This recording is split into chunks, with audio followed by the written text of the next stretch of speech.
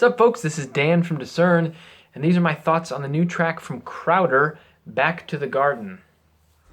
Crowder is the musical outlet for one David Crowder, the former lead singer and band leader of the David Crowder Band, who, as of 2012, has been pursuing a solo career.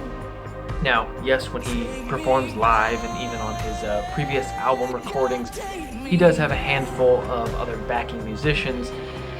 Basically, it still has the look and stylings of the David Crowder Band, but this new solo material has a bit of a different sound. His debut album, Neon Steeple, from 2014, was self-described by Crowder as folktronica, an uncommon fusing of two very different genres, folk and electronic music. On a previous video, I gave my thoughts on that debut album. I will link to that video on the screen here and down in the description box below. I talked about numerous albums in that video, so if you just want to check out my thoughts on this one, skip to 10 and a half minutes into it. You'll be right there. My thoughts in a summary, basically. I didn't think on that album he did the folk moments very well, and I didn't think he did the electronic moments very well. I appreciated the experimentation, the very bold attempt at something new there, but it felt clunky. It felt overly forced. So when Crowder started releasing some singles this year for his upcoming album American Prodigal, which is coming out on September 23rd, I was mostly pleased to hear that the wild folktronica sound has been pared down. Feels like it's been contained more. It's still there, like in the song Run Devil Run that he released, but the sound has been improved, not perfected, but certainly better. This new song, Back to the Garden, is the third single he has released in preparation for his new album. This is a brooding alternative rock track swelling with blues-like frustration and dissatisfaction. It's the sound of yearning and straining for restoration, but painfully enduring its sort of slow fulfillment. The rhythm here is heavy-footed. It's really just plodding along one slow step at a time. And the piano, which is pretty much the lead instrument here, drives that feeling home. A heavy quarter note feel, just sort of one beat at a time. And the guitars and the synth that sort of back up the piano create this cloudy, hazy, and heavily textured ambience. The vocals have a slap-back delay and an echo to them that gives them a really isolated and abandoned feel. The overall mood, of the song is sort of a patient yet anxious longing. I think it's tasteful, and a very dramatic song, actually, from a musical perspective. And I think it's richer and weightier than anything I heard on Neon Steeple. The lyrics of this song are sort of a blurry blending of Adam's perspective in the Garden of Eden, from the book of Genesis, and a more general, typical Christian perspective, sort of any of our perspectives in a sense. From Adam's perspective, there are lyrics about being made from the dust, being physically in the garden, being lied to by the devil, by the serpent. These are pictures of the Genesis story, but you can tell, especially in the chorus, that the lyrics are meant to be more broadly applied. They feel more general, more typical to the lives of all Christians.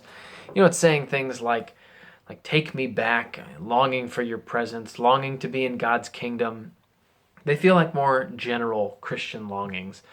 And, it's actually kind of difficult at times to parse out the Adam lyrics from the general lyrics. When he sings lines that use I or me, it can be hard to see a clear definition between lyrics from Adam's perspective and lyrics from David Crowder's perspective, or by extension, the perspective of most Christians who are listening. It leaves me wondering, from whose perspective is this song written? Overall, does it change? Does it slide back and forth between the two throughout the song? It's confusing a little bit. It feels kind of sloppy. The structure just doesn't lay out the framework in a clear enough way to be fully compelling. I can't really find myself in the song, or I should say maybe I can't lose myself in the song.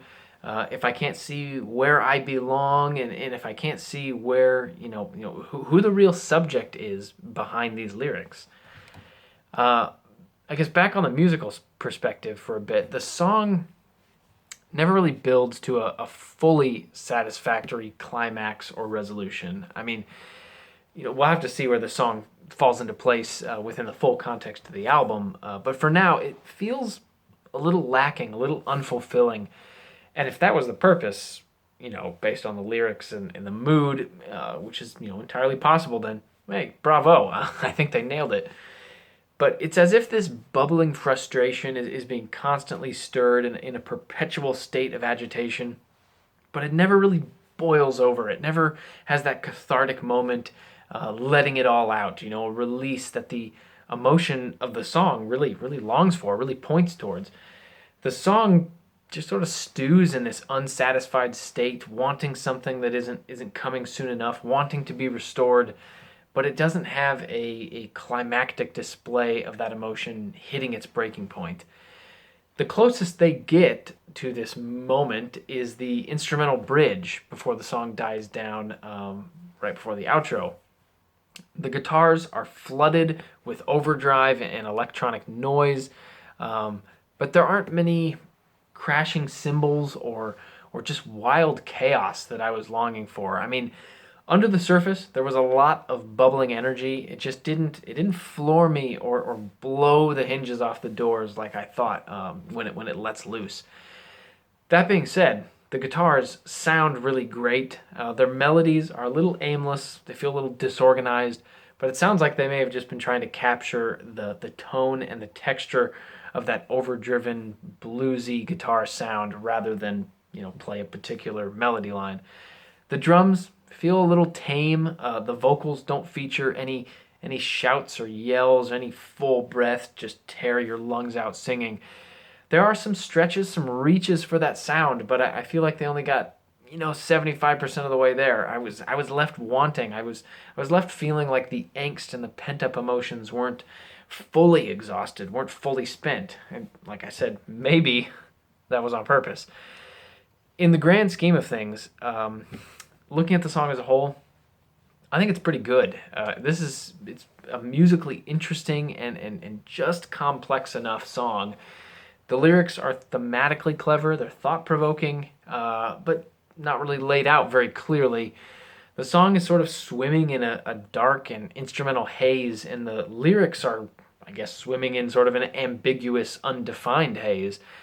And on some level, I think that fits with the unbalanced and insecure emotions of the song, feeling unsettled, aching for redemption to God's kingdom. I get that, it sort of fits. But I don't know if that was really the intention behind the lyrics, and it did sort of hinder my attachment or my connection to the song because I couldn't fully understand where it was coming from. From a lyrical perspective, I couldn't wrap my arms around it and embrace it because I couldn't quite see it clearly.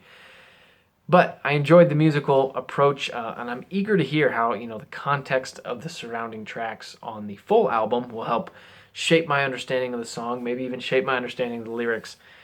This new album, which is American Prodigal, comes out in just a few weeks, September 23rd. There's some links down in the description box for you to check out this new track for yourself, and there's also a link to Crowder's Twitter for those of you who are interested.